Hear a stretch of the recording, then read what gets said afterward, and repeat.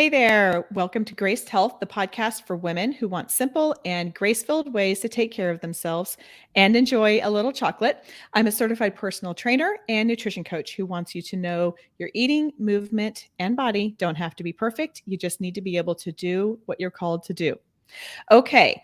Several months ago, we had an episode out with Sue Hitzman, founder of the Melt Method, and you guys ate this up. You loved hearing about the connective tissue, about the fascia. I will link that in the show notes if you have not listened to that.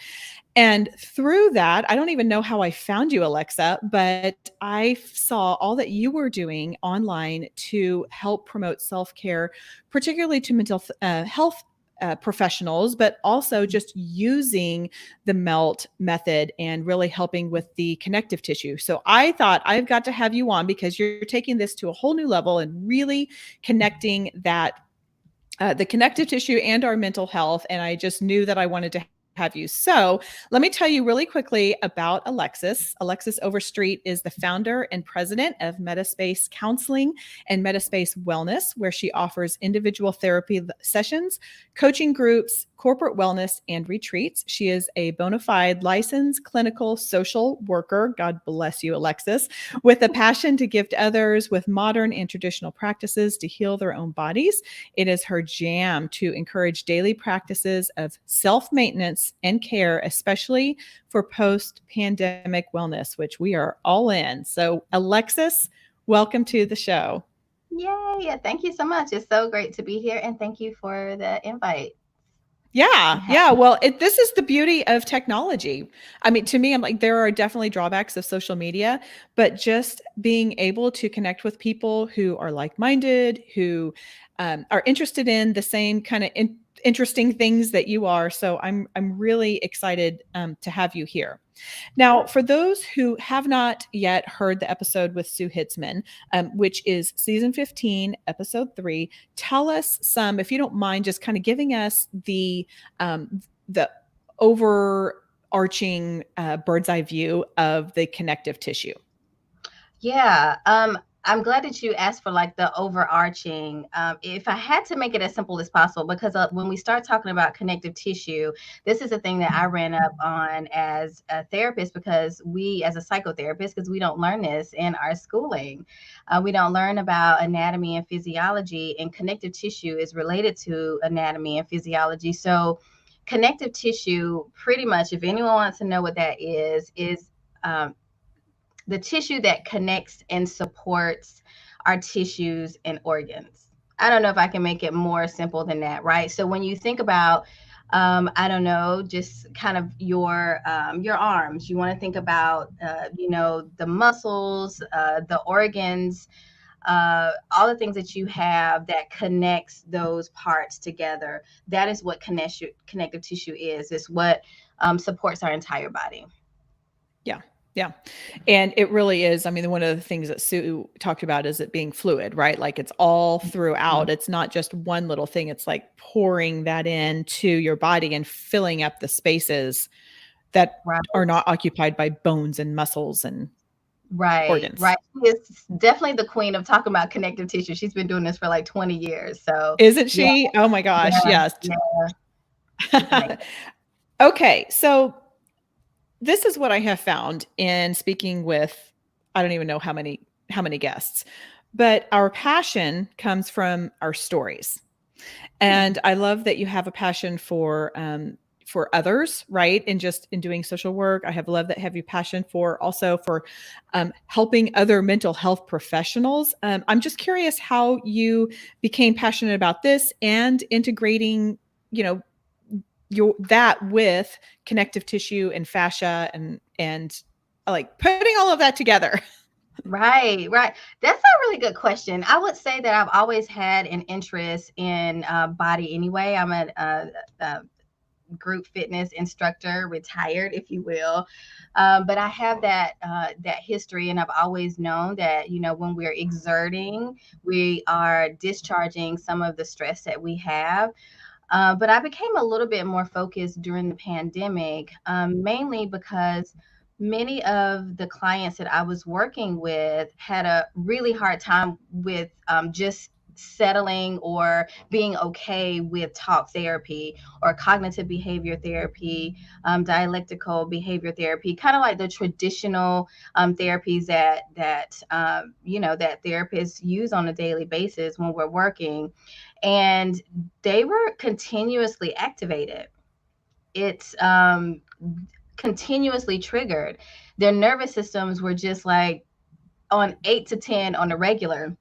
I remember asking some of my clients, like, I would just like do an assessment, like, where are you today on a scale of 0 to 10? And like so many of them would say like 12, So there was so much going on just in the world during the pandemic. At the same time that my clients were experiencing these things, I was also experiencing them as a person, because I'm not just like working as a therapist and then like I turn off and then like, I go into my life. I was also experiencing some of these things too. And so I noticed that, my body started to show up differently. I was just more activated. I had more inflammation things happening. My sciatica started to flare up, and I started to get into doing some tremoring, trauma release exercises. And that is how I found melt. But it's always been my passion to figure out how to get to the foundation of things to help people, to help people, but really it always starts with myself, right? Like our mess, like is what our message ends up being. And so that's kind of how I started here. And also with the understanding in the background that everybody is learning now is kind of like a staple, if you will, that trauma, stress, and overwhelm is held in the body. So with that, what do we do with it?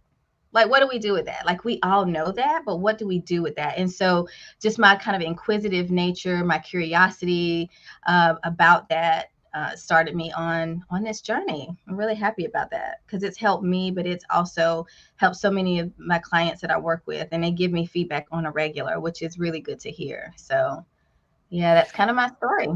Okay. Well, and it makes sense too. I mean, I wrote down, I take a lot of notes, by the way. Your clients were continuously activated. And Mhm. then I'm sitting here thinking, and on top of that, it was not conducive in many, many situations to go do something, right? Like the gyms were taken away from us. Our social settings were taken away from us. Depending on where you live, you may not be able to get outside and take a walk. I mean, it depends on the environment. And so I love what you're talking about. Exercising is that discharging of the stress, because I think anyone who exercises regularly can relate to that. And it doesn't even need to be like a formal exercise. It just needs to be Right. movement and intentional. I do have to take a quick pause just because I like to learn about this kind of stuff. What kind of group fitness Mhm. did you teach? Oh my goodness, I did Zumba. So that's what brought me into this. I'm a dancer by nature. And so like just, growing up as a kid, teenager, young adult. And then as a result, I created a boot camp and also belly hop, which is a combination of belly dance and hip hop. And so a lot of it was infused in dancing because that's just what I did to have fun and to be in movement. So yeah. Oh, I love it. I love it. We had an entire season of fitness professionals who focus on different aspects. So we had one who does Bollywood dancing. We had another girl come on who did UJam. We had another girl come on and do Zumba. And had I known you, I would have said, come on and talk about all of them. Oh, I love Zumba. And actually I transitioned to Strong by Zumba. Have you ever heard of that? Which is a hit program by Zumba.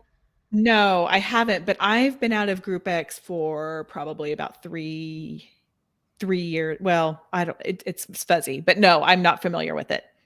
Okay, well, I transitioned to that. It's really just kind of like the arm of Zumba that is a hit workout, which is amazing. If you want to get something out, like look up Strong Nation. It's pretty awesome. Okay. All right. The discharging of the stress. All right. So sorry for that little term, but I always love hearing about what people teach and what they love to do and all of that kind of stuff. Okay. So I want to dig in. I want to back up a little bit to what we're here to talk about.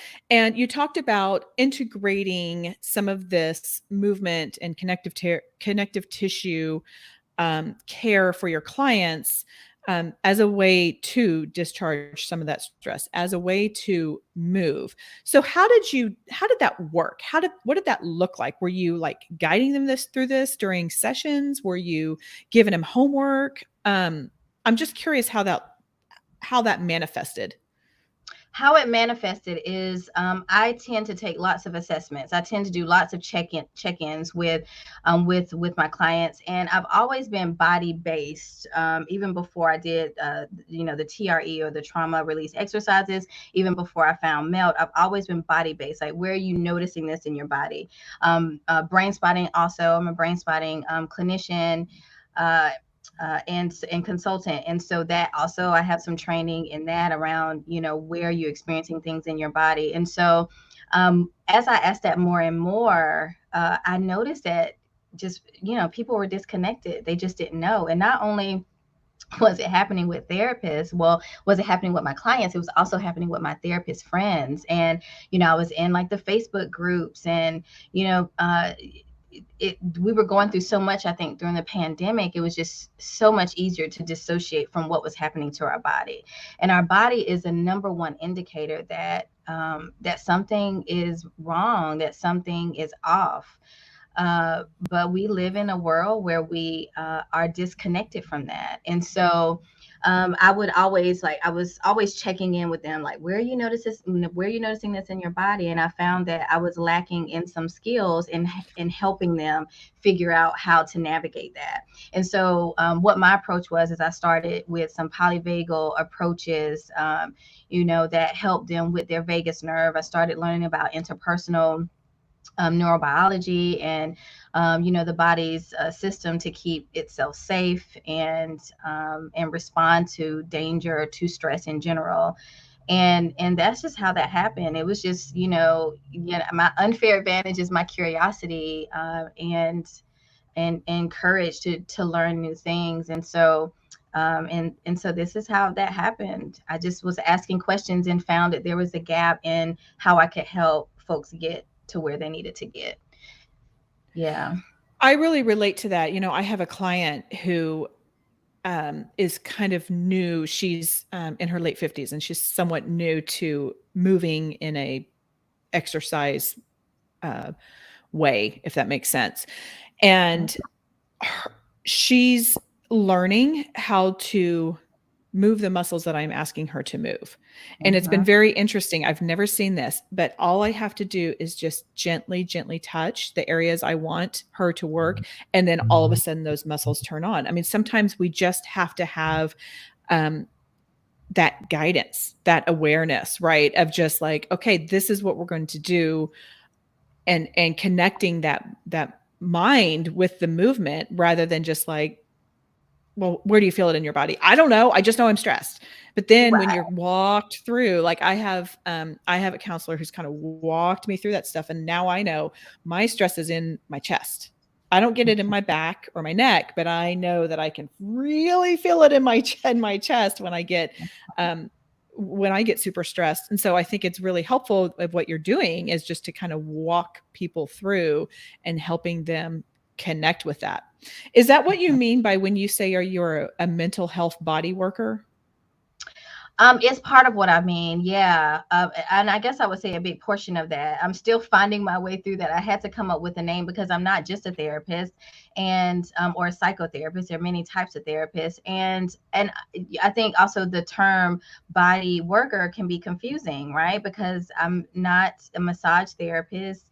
I'm not, other types of body worker, professions that they have out there. And so being a mental health body worker is very much connected to the stress that we have, the overwhelm that we have, the trauma that we have in our life, and how that impacts us on a bodily level. And so a lot of it is just really connected to the awareness and bringing someone up to an awareness, because I'm not really necessarily, my license is not for hands-on, right? Sure. And so my license is for therapeutic like interventions and helping people move through emotional and mental spaces. And so yes, I would say that that is part of it. And the other piece is introducing and also helping, right? Because folks, I'm very different, a very different melt instructor, if you will, because people are not coming to me for melt from a body or exercise fitness perspective. They're not coming into my office saying, hey, I want to do melt. I think I may have had one person to call me that was actually looking for it. They're coming because something in their life is not working well, and they think it's one thing, and oftentimes it's something else, and that's on an emotional level and also a mental level, and at the same time those things are happening in their body, but they're not connecting them.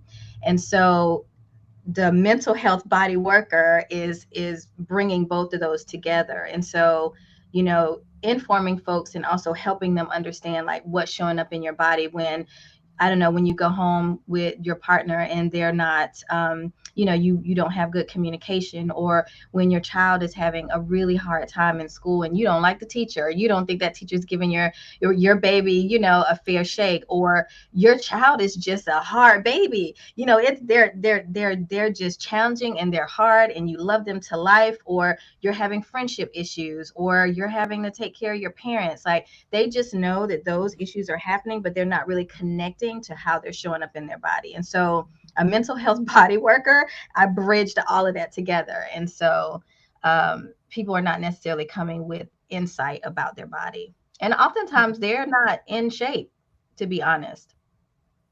Yeah.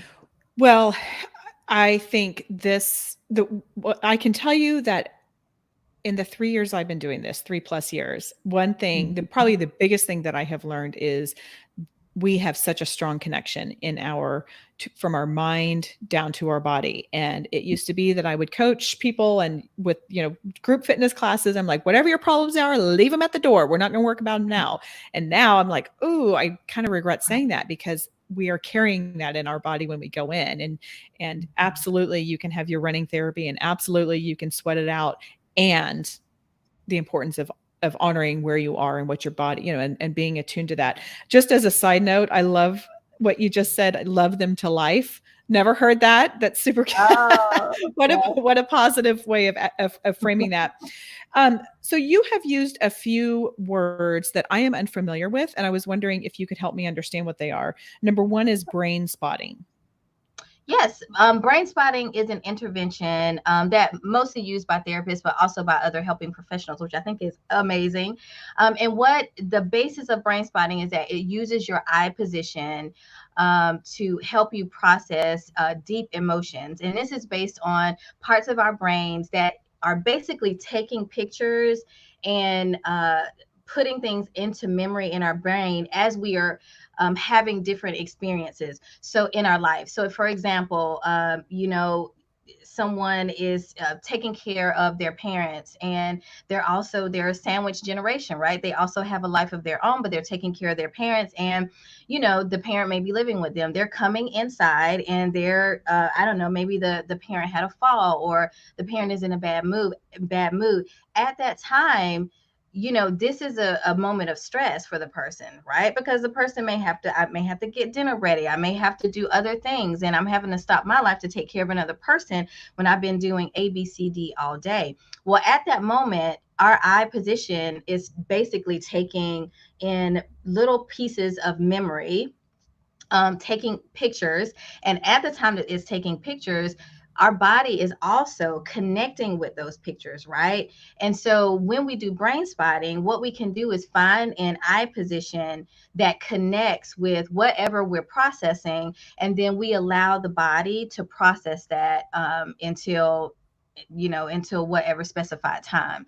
So brain spotting is, it's an intervention that uses your eye position in order for us to process deep emotions, and sometimes not even deep emotions. Sometimes it could be, I'm stuck with this launch or this side business that I have, with my relationships, or I'm on the fence or ambivalent about something, and I don't know how to make a decision around it. And we can find an eye position, connect that to the body, right? That's a brain body intervention, and help someone get to a resolution.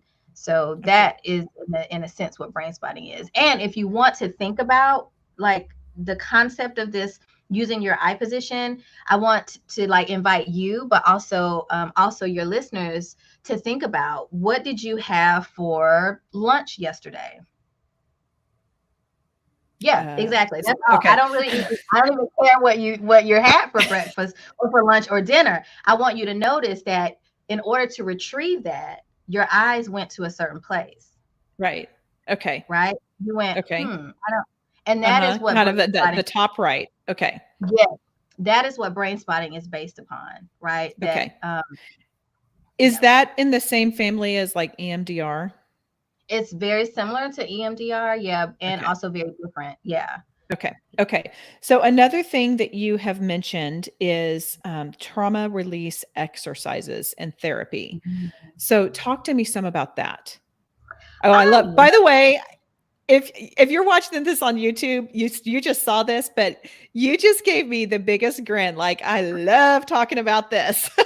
I love TRE, and I'm going to tell you, it's just changed my life so much, in a way that has allowed me to be more of a human and also a better therapist. It's just, and so what trauma release exercises are a series of exercises that help. It's a self-care approach, and most of the things that I do on a body wide kind of system is they're all self-care, right? Mainly because I want folks to be able to have agency over how to take care of their body, like not having to be dependent on coming to me in order to feel better, but being able to, I don't know, do just tremoring 5 minutes before you go to bed, or for therapists, that's one of my focal points, being able to tremor, in between a session, if it was a really like deep session, emotional session. But TRE, it's an acronym for trauma release exercises, and it uses exercises in order to help us discharge that trauma, overwhelm, and stress from our body. The exercises are usually starting from the bottom of our body and going up through like our pelvis center. And how I like to explain this to my clients is, it's helping the exercises fatigue and also stretch our muscles so that it can have permission to do what it's naturally meant to do, right? So we talk about how we respond to stress all the time. Like, what are our stress response? What are our stress responses? We never talk about the recovery response. And our body is meant to naturally tremor in order to release stress. But we have almost kind of like a mental block around what tremoring means. It means fear. It means I'm not strong enough. It means that this person is getting to me, and I can't show any of that. So I just won't do it. And so TRE is us coming back to the body that is meant to be. It's us breaking down those mental barriers of what we think weakness is, what we think, you know, uh, being wrong is, what we think fear is, and allowing our body to do what it naturally wants to do. It's like our body is waiting on us to do this, and we don't. So that's what I would say TRE is. I feel like I answered Okay. that question. I could talk about TRE like a lot, but No, that's really does it feel like interesting. it? Yeah. So, okay. So, of course, I have more questions from that. You talk about tremoring. Mhm. I mean, is that just what it sounds like? It's Self-induced? spontaneous. Yes, it's spontaneous movement. Yep. Okay. And yeah, it's kind of inducing this in your body, and your body's like ready for it. Okay, the body's like, okay, like I'm holding all this stuff for you, and I'm managing all of these stressors like throughout the day. How are we going to manage it? And some people may have experienced tremors before. A lot of people experience them after having anesthesia. They think it's a bad thing. Oftentimes it's not.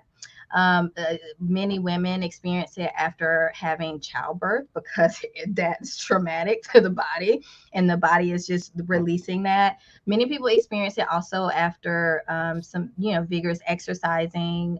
Sometimes when you get so angry that you're crying, or so emotional that you're crying, sometimes we start to tremor, it's just our body's natural way to respond to stress. Okay. So this is more of a reflexive thing. It's not an intentional, like, I'm gonna shake everything out kind of thing. Or is it both? It's a yes and no. It's a little bit of both. Yeah. So Okay. you Okay. can really do both of that. But Okay. All right. it is reflexive if we allow our body to be in that space and give our body permission. So a really quick example is that I tremor quite often, and my body's been telling me all week, like it'll do like this little shoulder thing, or I'll get like this little like movement in my hands, and I'm like, oh, okay, like you want to do this. I've been really busy this weekend, not paying attention. I've had this tunnel vision because I'm a business owner, I'm an entrepreneur, feet are always hitting the ground, and so it'll let me know, but it's out of practice and permission that I'm giving to my body to be able to do this. So it is reflexive, and it also is connected to giving our body permission. Got it. Okay. Okay. Now, as you're talking, one about the TRE, I where my mind was going is with regard to like melting like the foot mini treatment that they that is out there that Sue talked about, with getting these little bitty balls that are about the size of golf balls, but not the Hardness. density of it. Yeah. And working through that. Is that something that would be helpful in that situation with that intention? Yes, it's very much so, and that's how I incorporate the two, because just because we do the exercises for tremoring, we don't always get to a place where our body is doing what it would like to do. And oftentimes that is because of stuck stress in our body, right? That is Yeah. often because of barriers that we're holding. And oftentimes, with melt, we have, our body holds stress in, three main areas, which is our shoulder girdle, our diaphragm, and our pelvis. And with TRE, we are working to fatigue and relax the muscles leading up to our pelvis. And so we do a lot of sitting. Our fight or flight is responsible for, being in fight or flight uses the muscles usually in our pelvis. Like, we're gearing up to fight someone. So we have that lunging forward, or we have to flight, run away. It's also responsible for like, those muscles are used when we're in fight or flight. So oftentimes we have barriers. And so if we can help to remove some of the stuck stress, which is what melt does, then we can, get to discharging the trauma, stress, and overwhelm from our body more easily. Yeah. Okay. Okay. And you're a melt, I don't know what it's called, like a melt, like you have gone to the class and done the whole weekend thing, like melt certified. So yes, I am a certified, I don't know if we call it, but I know I'm a melt instructor. I'm not sure if it's certified, but I have a certificate. So I'm not sure if that's what, but yes, and it was a 3 month, it was 3 months of learning about the body. It's pretty, pretty dense material that we're going through.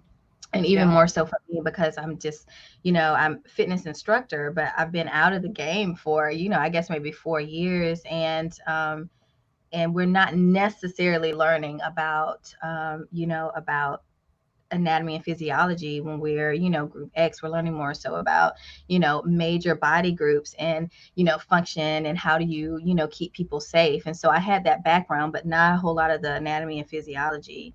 And when Yeah. people come to me as a therapist, they have so many autoimmune issues happening, just from just the sheer stress and being, in kind of compressed positions, but also, having a lot of tension in their body. And so there are lots of ailments that are happening that we don't always know how to connect. And of course, referring out is important, because I don't work outside of my scope. And it is also, so I cannot tell you how helpful it is in learning about, anatomy and physiology, that I've been able to help, my clients advocate, even when I am referring out to, a specialist, or even just a general practitioner. So yeah. Okay. Okay.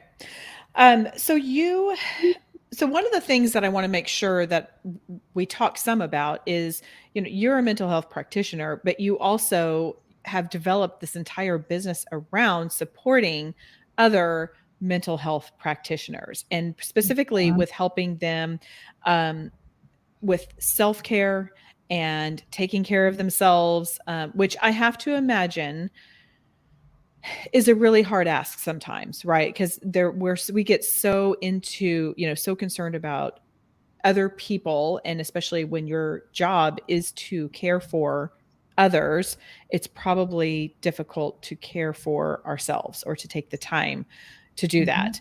that. So let's talk a little bit about what are some of the mental health and self-care tips that you just kind of keep in your back pocket, that you like to offer others who are taking care? Because my community, I don't know that we have a ton of mental health professionals. However, I do have a lot of people who are taking care of a lot of other people, and Mhm. maybe some little self-care tips that go beyond, taking a bath or getting a pedicure. Yeah. Hands down, what I always recommend, I don't care where I go, I don't care who I speak to, I don't care who I'm working with, is the breath. Mhm. 100% is the breath. It's about the diaphragm. It's about bringing breath into your diaphragm in order to calm your nervous system and communicate to your nervous system that there is no emergency, or if there is an emergency, that you can handle like what is going on, right? Because the body is just like, we were designed by our creator to, number one, to survive, and the other is to avoid stress. Right. And so the body is going to, or to shy away from it, right? We don't run into the dangerous positions. We just, have to do them because, that's, life be life in. That's why we have to run into these things. So yeah, that's, I mean, I would say hands down, breathing into your diaphragm. And oftentimes, folks are breathing into their chest, they have shallow breathing. And when we have that, the body is pulsating at some level of like heightened awareness, right? Because when we're breathing in our chest, our body, we're telling our body like, we need to get our organs ready for some quick movement, or the fight or flight kind of movement, in order to get away from danger. When we begin to breathe into our diaphragm, that signals to our bodies like, oh, okay, you got this under control. Okay, well, that's good, and begins to bring us down. So number one thing I always go to, even if my clients get a hold to this, which they probably will, because they let me know, they're out there researching me. They're like, I'm looking for this and I saw you on this. They, if they're listening to this, they're going to do an eye roll. They're gonna be like, oh, here we go, we're talking about breathing again. No, it's so true that it's so basic. That's the thing though, because I think a lot of times, like, we all want the magic pill. We all want, like, just do this and everything's going to think, but it goes down to the basics. And especially when you're talking about connecting that mind and the body, the breath. Yeah. And that I have been working on that diaphragmic breathing. And I really, really, really like how you said that it's communicating that there is no emergency, because we Right. are all in a heightened state of stress often throughout the Mhm. day. And so shifting that breathing and really just making sure that we are kind of in and out, communicating that there's no emergency. I mean, that just shuts down all kinds of bad systems in our body. I shouldn't say bad, but systems that we don't want to have activated. Alerted systems, yeah, and we don't always Yeah. want to be alert, and our body is really smart. So heightened state of aware is going to be like, okay, I'm walking into, like, I'm about to do an interview, or um you know is that state of awareness and heightened awareness is very different from someone driving in the rain with very slippery roads. Like, our body needs to know how to like modulate that level of stress, and at the same time, it's cumulative, can be Right. cumulative if we're not doing things to discharge that. So I would say that, and you can always do a quick, YouTube search on diaphragmatic breathing.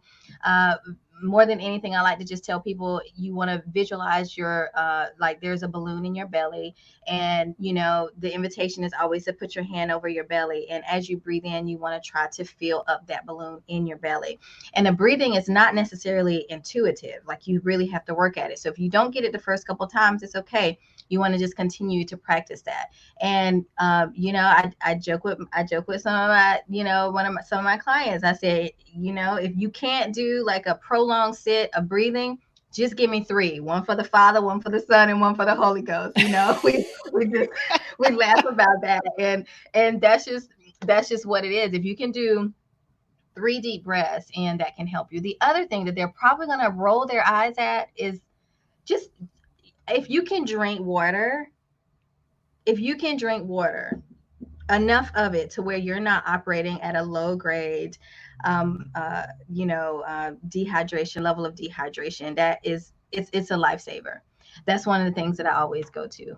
Oftentimes we need a lot more water than we think we do, because we live in a very modern world with so many conveniences, a lot of them connected to the electronics that we use, and the Wi-Fi that we use, and the routers, and 5G, all of these things that are also affecting us on a cellular level. And so we need more water. We need more hydration, and not just water. We need water-filled foods for the gel water, if you will, that's in there. And gel is in GEL, not JAIL. Good to clarify. Good to know. Yeah. Very good. So I would probably just go with those two, just because I don't like to overwhelm folks, and I like for people to have very solid expectations and goals for themselves. But if you can start with diaphragmatic breathing and increasing your water intake, knowing also when you need more water, then I think that can be very helpful. Okay. Yeah, that's really good. So for people who are listening to this, and like I said at the beginning, I just love the connection that you have between the connective tissue, the mental health, that really tapping into our body, being aware of what our body is. And people are like, all right, I'm sold. What's next? What do I do next to care for my connective tissue, to help me be attuned to my body, which will also help me navigate stressful situations? That will help, like, as we know, when we're good in our body, it can be helpful to be good in our head as well. I don't know if I said that right. I think think you know what I'm talking about.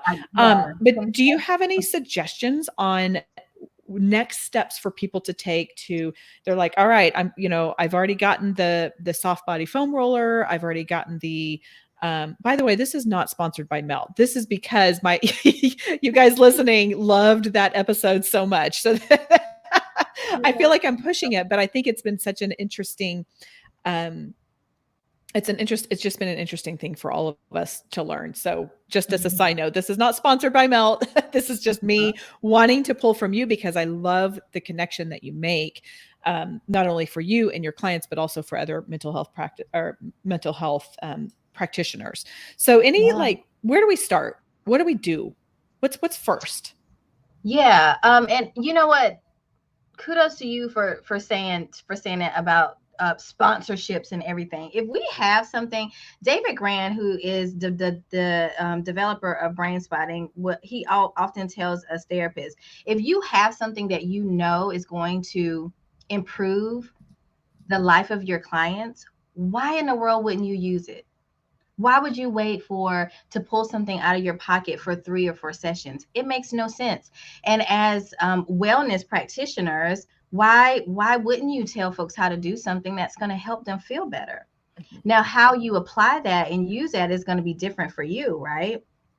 Why they would purchase your services and all of that. But kudos to you. I just wanted to say that we don't always have to get paid for sharing really great information. We live in that world today. We don't always have to subscribe to it. What I would say, if you have the roller, if you have all of that, just go to the Melt channel on YouTube. That's what you do, right? I can tell you how to do probably a hand treatment, a mini hand treatment, or a mini foot treatment, or rebalance sequence. I could walk you through that, and you can easily find it. Yeah. I will also, from looking at some of the videos, I will also say just begin to increase your water intake, so that as you're working with your fascia, that it's well hydrated. It's you're giving that your body the fluid in order for it to do what it needs to do, and also for your lymphatic system. So Yeah. that's what I would say. I have a loved one who I was like, please buy this roller because just with what they're dealing with. And I actually sent them the mini hand treatment, the mini foot treatment. All of these are on YouTube. And then also there's one for the vagus. I don't remember what it's called. It's like 5 minutes long, but it's where you Mhm. are lying lengthwise on it. So it's kind of wrapping around that erector spinae, which is the muscles around your spine, and guiding you through just what you talked about with breathing and kind of doing the various different like through your chest up like through a cylinder and then ending with the diaphragm. So that is, yeah, those are super helpful. Let me ask you this. So Yeah. if we have these tools but we don't necessarily do them step by step as we might see in a video. So maybe we have the mini ball and we just throw it under our foot and kind of shimmy it around, kind of work it around a little bit. Do you feel like that offers any kind of effectiveness? I do. So yes and no is a question based on my training. If you do, one of the techniques is called friction, and so if you're doing, the technique called friction, you're helping your lymphatic system. You're just getting in there. You're speaking to your fascia, your lymph system, and you're saying, "I need you to move. I need you not to be stagnant." That is going to be helpful. I would probably go out on a limb to say you could isolate some of the other skills, and at the same time they're meant to the patterns and sequences of them are meant to do something specific. And if we're talking about the hand and foot treatment, I mean, you could get through a mini hand and foot treatment in 3 to 4 minutes. So and so that's not taking a ton of time, but if you have no other time to do something else, you can always do friction. Sue always talks about that. Yeah. Okay. Okay. All right. Yeah. That's good Does to that know. answer Thanks your for. question a little bit? Yes, it does. I've just often wondered because she's really good about, they leading us in like the rest assess and really getting in tune with your body, Mhm. which I'm sure is, you probably highly advocate. And I I love agree it. with that. And sometimes, I'm not, sometimes I'm like, I just don't take the time to do it. So I'm just wondering, I'm like, is it even worth the time to create that friction, to do a little bit of compression and all of that kind of stuff? I mean, obviously, ideally we do it all, just doesn't always Mhm. happen. I do this every day, and I don't always do it. And I think that it's a good thing for us to say that, because we don't want to set up this um this expectation that, just because we're showing up on screen and we do this, that we don't have any issues. I mean, we don't have any different issues from, the people who are not doing this. And so I struggle just like the next person, which is why I'm so, adamant about sharing this with, of course with therapists, but also the larger, and a larger audience. So yeah, I would say friction is always helpful. And I will hop on a roller and just do, gentle rocking. You can hop on a roller and do a, SI joint shear. You could literally do that in 2 to 3 minutes, Mhm. very Mhm. minimum, So if friction is all you can do, then that's what you go for. And if you can do that more often, then you're going to start creating a habit. And and when you start creating a habit and when you start feeling better, then your body and your mind is going to be more motivated to do it. So yeah. That's a really Yes. great point. All right, that's a really great point. And okay, so I have a few more questions that I ask all of my guests, but I want to kind of just close the loop on something that we briefly talked about. I mean, you've been so generous with your time, with sharing some little self-care tips. I mean, talking a little bit more about the mind-body connection, and you do have a real heart for helping other mental health professionals. So, Mhm. so to my listeners, for those of you who have friends who are therapists, who have a therapist, counselor, mental health professional, however you want to define that, this Alexis might be a really great resource to pass along to them, because I know that that's kind of where you're focusing in, besides your individual clients, just in your broader scope of really helping that. So just as a, and that's something that I don't know, just to throw that out there, because sometimes we forget about like, oh yeah, I know her, and this might be super helpful to her. Yeah, no, I mean, I really appreciate it. And, I'm a social worker. So let me also say I have a macro approach. And so my hope is that I can help more people. In order to help more people, for me right now, at this time in my life, I have to help more therapists. That's just what my calling is. And I'm also say that, we have more therapists leaving the field than we have entering the field right now. We have a mass exodus for many of the fields because people are so burnt out. And so if I can help therapists are going to help their clients, and their clients are going to talk to other people. And so it's such a more macro kind of goal, if you will, but it's just more focused on that. So I appreciate you saying that. Thank you. Well, and I really resonate with that too. I remember getting some sort of a certification years and years ago, and the guy was talking about his own story, and he said, I realized that if I could train other instructors the right way to coach their people, then I'm helping more people than just doing one-on-one or just doing the individual classes. So I completely understand all of that.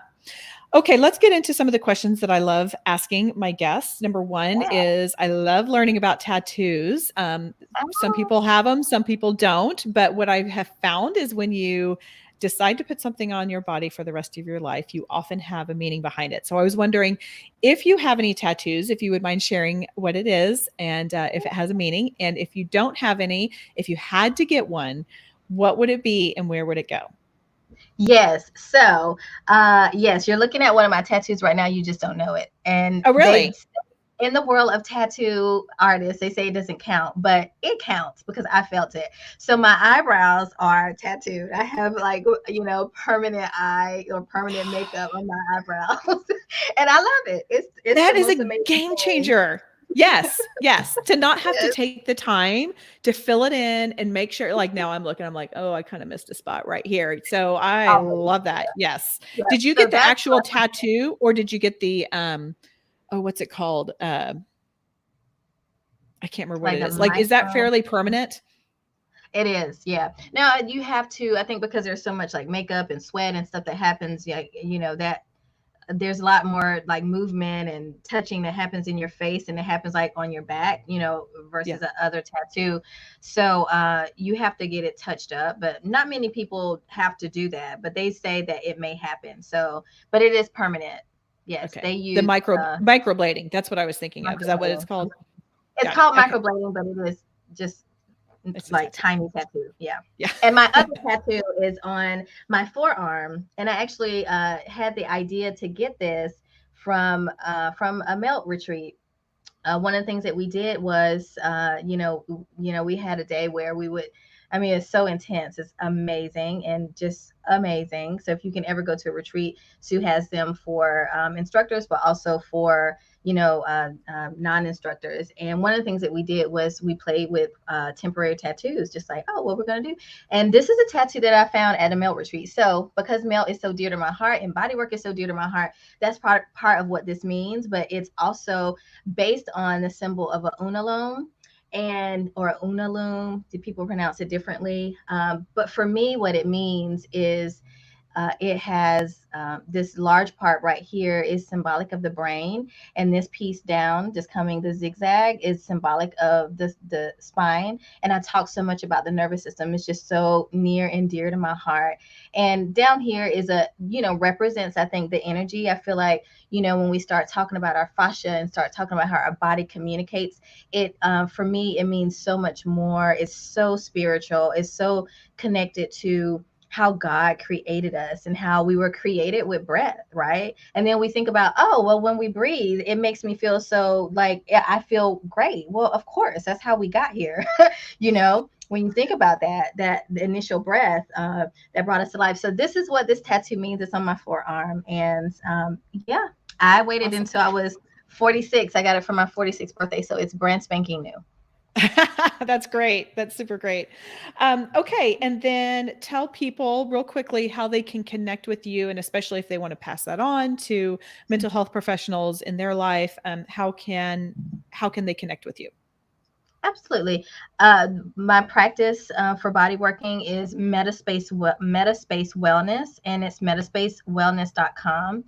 And you can go there. I do offer retreats also for folks who are not therapists. And so you would just have to get on, an email list if you want information about that when I do have retreats. I typically do half-day silent retreats. So, yeah. Ooh, very compelling. Awesome.